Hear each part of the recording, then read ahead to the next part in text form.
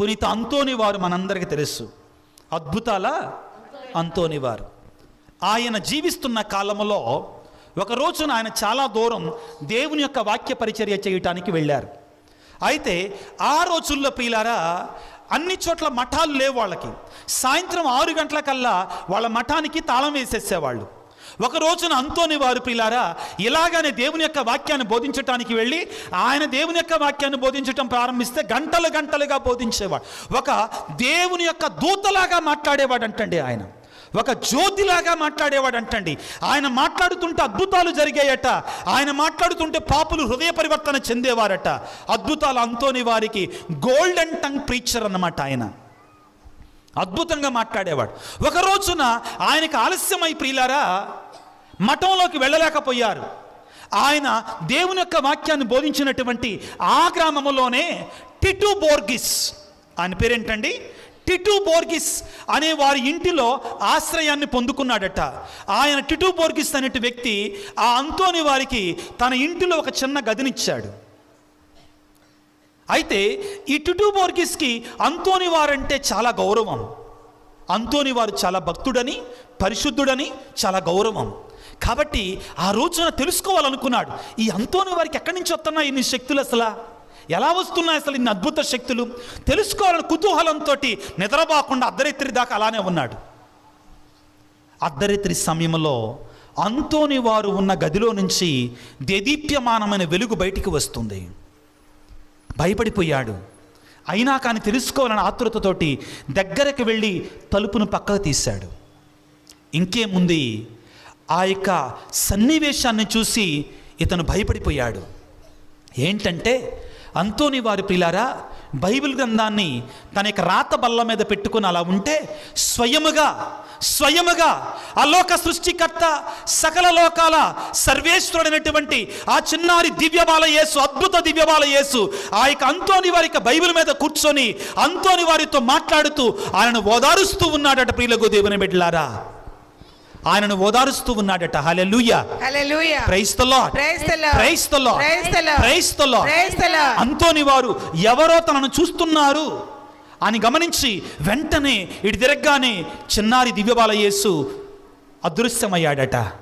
వెంటనే అంతోని వారు టిటు బోర్గిస్ గారి దగ్గరికి వెళ్ళి, అంతోని వారు ఎంత దీనతో చూడండి, వినయమో చూడండి, మోకాళ్ళ మీద ఉండి అతని చేయిని తన చేతిలో పెట్టుకొని నేను చచ్చిపోయే వరకు కూడా ఈ అద్భుతాన్ని గురించి ఎవరికి చెప్పకూడదు అన్నాడంటండి.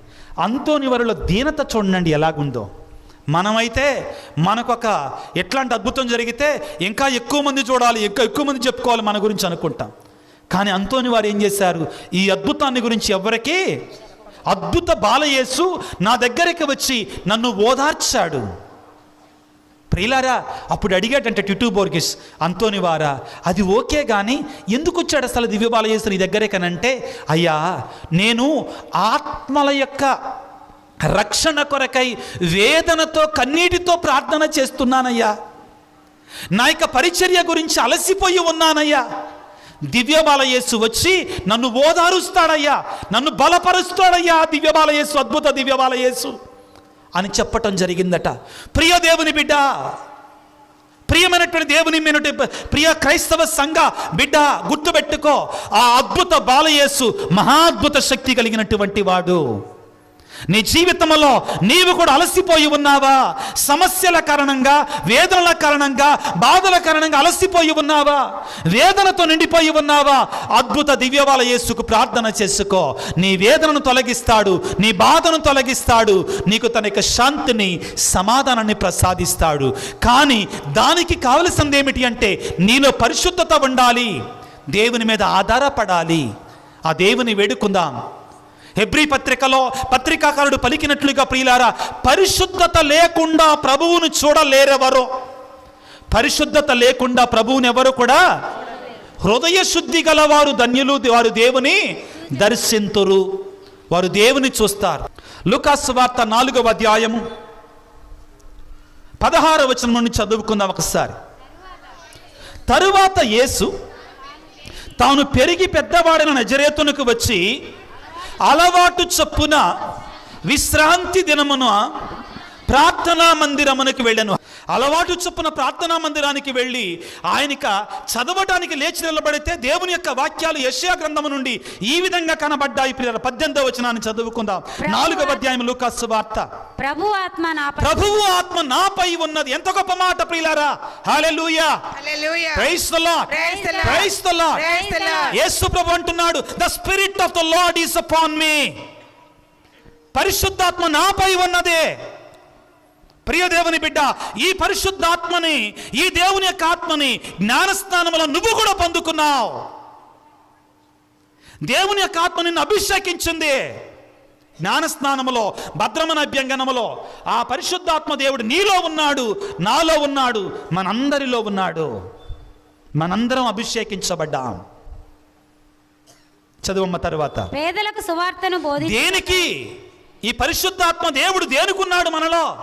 పేదలకు సువార్తను బోధించుట కొరకై ఆయన నన్ను అభిషేకించారు. అభిషేకం ప్రియులారా. తరువాత చెరలోనున్న వారికి విడుదలను, గ్రుడ్డి వారికి చూపును కలిగించుటకును, పీడితులకు విమోచన కలుగజేయుటకును. ప్రియులారా, ఎంత గొప్ప వాక్యాలు. యేసయ్య అంటున్నాడు. ఏమంటున్నాడు? చెరలో ఉన్నటువంటి వారికి విడుదల, పీడితులకు విమోచన.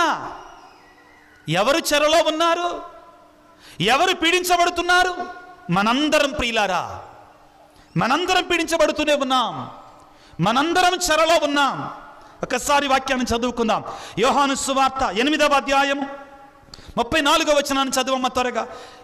యోహాను సువార్త 8వ అధ్యాయము 34వ వచనము. అందుకు యేసు, ఎవరు చెరలో ఉన్నారు, ఎవరు బందీలుగా ఉన్నారు,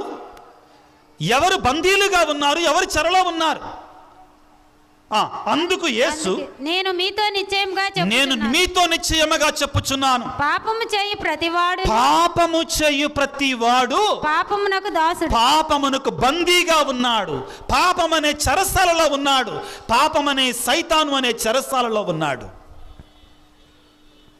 జాగ్రత్తగా ఆలకించండి పిల్లారా. యేసు ప్రభు అన్నాడు, బందీలకు విముక్తినివ్వడానికి, చెరలో ఉన్నటువంటి వారికి విడుదలనివ్వడానికి దేవుడు నన్ను పంపాడు అన్నాడు. ఎవరు చెరలో ఉన్నారు? ఎవరు బందీలుగా ఉన్నారు? పాపము చేసిన ప్రతి వాడు కూడా బందీనే. ఎవరు పాపం చేశారు ఇక్కడ? రోమాపత్రికలో పౌలు గారు ఏమంటారంటే, అందరూ పాపము చేసినటువంటి వారే, ఏ ఒక్కడు నీతిమంతుడు లేడు, అందరూ దేవుని కృపను కోల్పోయినటువంటి వారే. కాబట్టి ప్రియులారా, మనందరము కూడా పాపము ద్వారా, పాపం యొక్క బానిసత్వములో చెరలో ఉన్నాం. కాబట్టే నేను ప్రారంభంలో ఒక ఉదాహరణ ఇచ్చాను కదా. ఆ వ్యక్తి ఏ విధముగా, అయ్యా నా జీవితం అంతా కూడా శ్రమలు, బాధలు, కష్టాలు అని చెప్పాడు. మనందరము కూడా ఈ శ్రమల పాలవుతున్నాం. హల్లెలూయా, ప్రైజ్ ది లార్డ్, హల్లెలూయా, హల్లెలూయా. ప్రియులారా, ఈ రోజున మన విచారణ గురువులు మనం ధ్యానం చేయాలని ఒక అంశాన్ని ఇచ్చాడు. ఏమిటి అది? దివ్య బాలయేసు, అద్భుత దివ్య బాలయేసు. అదేవిధంగా ఆధునిక ప్రపంచంలో శ్రీ సభ. ఆధునిక ప్రపంచంలో శ్రీ సభ ఏంటి? దీనిలో ఉన్నటువంటి మహత్యం ఏంటి? ఇది 2వ వాటికన్ మహాసభ సందర్భంగా ఇచ్చినటువంటి ఒక డాక్యుమెంట్ అండి. దీన్ని అంతా మనం చెప్పలేము. ఒక 2 నిమిషాల పాటు దీనిని మాట్లాడి ముగించడానికి ప్రయత్నం చేస్తాను. దీని పేరేంటంటే గౌదియం ఎత్ స్పెస్. పలకటం రాదు, పలకాల్సిన అవసరం లేదు, నేను దాన్ని చెప్తాను. దాని అర్థం ఏమిటి అంటే ఆనందము, నిరీక్షణ. ఆధునిక ప్రపంచంలో శ్రీ సభ. కొన్ని పదాలు మాత్రమే ముందుంచుతానని అర్థం చేసుకోండి. ఏమిటి అంటే, అలనాడు 2వ వాటికన్ మహాసభ ముగింపు సమయంలో అలనాటి పితామహులు ఆలోచించింది, పాపుగారులు, బిషప్ గారులు, మేధావులు ఆలోచించింది ఏమిటి అంటే, శ్రీ సభ ప్రపంచానికి ఏమి ఇవ్వాలనుకుంటుంది? శ్రీ సభ అంటే ఎవరో కాదండి. శ్రీ సభ అంటే ఎవరు? ఎవరు? గట్టిగా మనమే. Church is a mystery. What is that mystery? ఏంటి ఆ పరమ రహస్యము? ఈ స్త్రీ సభ అనేటువంటి శరీరానికి ఈనాటి 2వ పట్టణంలో చాలా చక్కగా చదివారండి. ఈనాటి 2వ పట్టణంలో చాలా చక్కగా చదివారు. ఈ స్త్రీ సభ అనే శరీరానికి, స్త్రీ సభను నాకు చూపించండి, ఎక్కడ కనపడదండి.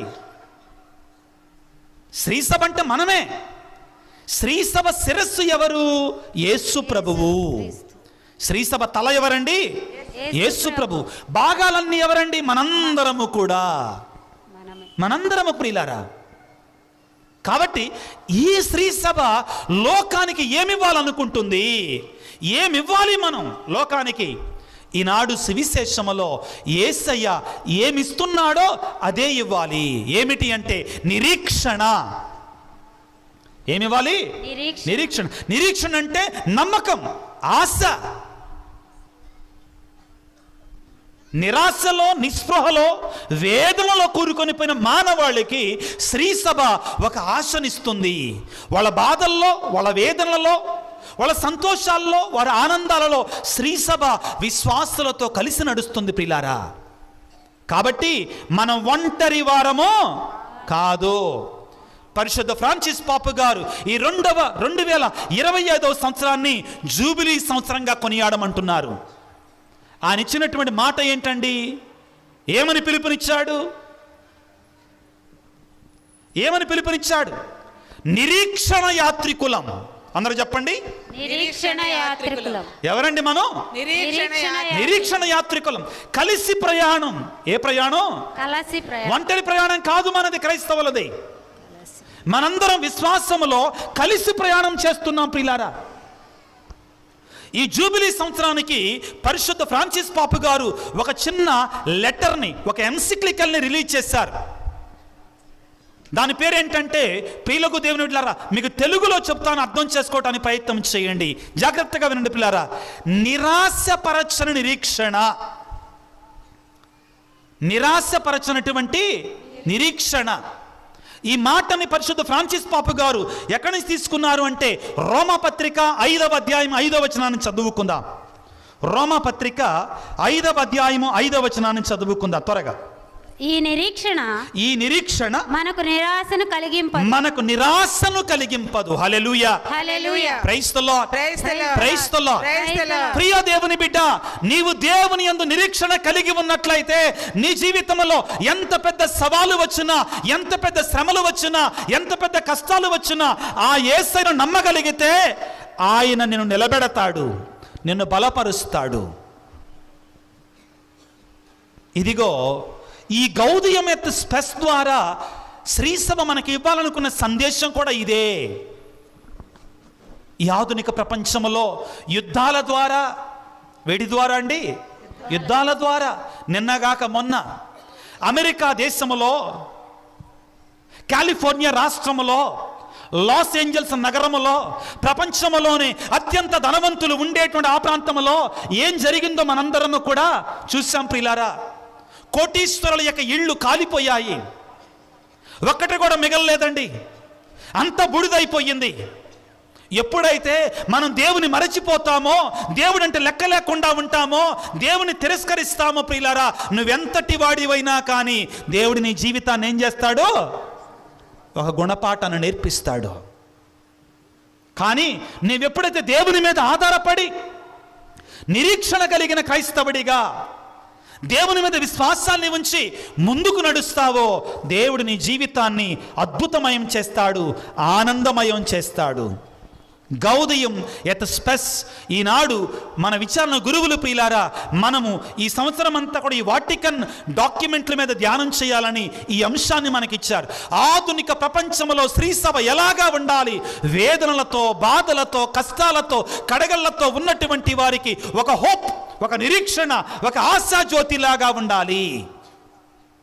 అది యేసు ప్రభు మాత్రమే కాదు, స్త్రీ సభ ఎక్కడో కాదు, నీవు నేను ఆశాజ్యోతులుగా మారాలి. నీవు నేను నిరీక్షణ కలిగి ఉండాలి, ఆ ధైర్యంగా ఉండాలి, దేవుడు నాకు తోడుగా ఉన్నాడు అని. ఈ రోజున ప్రియులారా, ఈ యొక్క దివ్య బలి పూజలో పాల్గొంటుండగా, ఈ అద్భుత దివ్య బాలయేసు యొక్క మహోత్సవాలలో పాల్గొంటుండగా ఆ యొక్క చిన్నారి బాలయేసుని వేడుకుందాం. అయ్యా, మాలో పరిశుద్ధత అనే వరాన్ని మాకు దయచేయి ప్రభువా. ఏ విధముగా మహా గొప్ప పునీతులు ఓ దివ్య బాలయేసువా నిన్ను కళ్ళారా చూడగలిగారు, నీ నుండి అద్భుతాలు పొందగలిగారు, ఓదార్పును పొందగలిగారు, ఆశను పొందగలిగారు.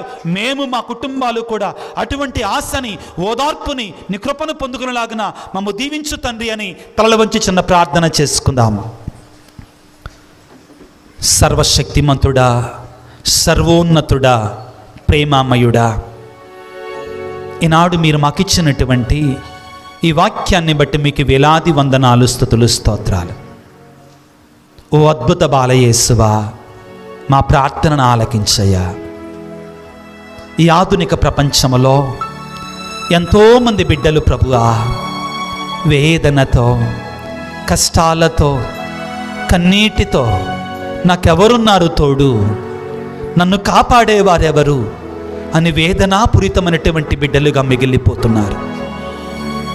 అనేక సమస్యలు, అనేక ఇబ్బందులు, అనేక రకాలైన సవాళ్ళు ప్రభువా గొప్పవారికి, పేదవారికి, ధనవంతులకి, సామాన్య ప్రజలకి అందరూ కూడా ప్రభువా భయంకరమైన వేదనలతో పీడించబడుతున్నారు తండ్రి. ఓ దివ్య బాలయేసువా, మమ్మ సందర్శించండి నాయన, మా కుటుంబాలను సందర్శించండి నాయన. నీ అద్భుత శక్తిని ప్రభువా మా గృహాలను నింపండి ప్రభువా. నన్ను ఎవరు ఎక్కువగా ఆరాధిస్తే నేను వారిని ఎక్కువగా దీవిస్తానని పలికిన దేవా, నిన్ను ఆరాధిస్తున్నామయ్యా, నిన్ను పూజిస్తున్నామయ్యా. మా కుటుంబాలకు నాదుడివిగా, మా కుటుంబాలకు తండ్రివిగా మీరుండండి ప్రభువా. ఈ రాత్రికాల సమయంలో ఓ దివ్య బాలయేసువా, అనారోగ్యముతో, దీర్ఘకాలిక వ్యాధులతో, బాధలతో ఉన్నటువంటి వారిని నీ పాదాల సన్నిధిలో ఉంచుతున్నాను తండ్రి. నీ అద్భుత శక్తితో ప్రభువా వారికి స్వస్థతను దయచేయి ప్రభువా. కుటుంబాల్లో సమస్యలతో ఉన్న బిడ్డలను దీవించండి నాయన. చదువుకునే బిడ్డలకు మంచి జ్ఞానాన్ని దయచేయండి ప్రభువా. చిన్నారి బిడ్డలకు మంచి ఆరోగ్యాన్ని దయచేయండి. యవ్వన ప్రాయములో ఉన్న బిడ్డలకు మంచి నడవడికను, చక్కని భవిష్యత్తును ఏర్పాటు చేయండి. గురువులు, మఠవాసులని, మరి ముఖ్యంగా ఈ విచారణలో పనిచేస్తున్నటువంటి మా విచారణ గురువు డీకన్ బ్రదర్ గారు, మా సిస్టర్స్, వారికి సహాయం చేస్తున్న వారందరిని దీవించండి. వారు చేస్తున్నటువంటి విద్య, వైద్య, సాంఘిక సేవలను దీవించండి నా తండ్రి. మా విచారణలో ఉన్నటువంటి ఉపదేశులను, ఉపాధ్యాయులను ప్రభు, ఆ సంఘ పెద్దలను, మరిదల సభ్యులను, యూత్ మెంబర్స్ను ప్రత్యేకంగా దీవించండి ప్రభువా. వృద్ధాప్యములో ప్రభువా మాకెవరు తోడున్నారు, మమ్మెవరు చూసుకుంటారు, కుమారులు కుమార్తెలు మమ్మ విడిచిపెట్టిపోయారు అని వేదనతో, బాధలతో మునిగినటువంటి వారికి నీ ఓదార్పును, నీ ధైర్యాన్ని, నీ ఆశీర్వాదాన్ని దయచేయండి. ప్రత్యేకమైన రీతిలో ప్రభువా ఈనాడు ఈ దివ్య బాలయేసు యొక్క మహోత్సవాలలో పాల్గొనడానికి విచ్చేసినటువంటి ప్రతి బిడ్డను ప్రభువా 30ంతలుగా, 60ంతలుగా, 100ంతలుగా ఆనందముతో, సంతోషముతో, నీ శాంతితో, సమాధానముతో నింపమని మానాథుడైన అద్భుత బాలయేసు అతి పరిశుద్ధ నామమున అడిగి వేడుకొనుచున్నాము తండ్రి. ఆమేన్.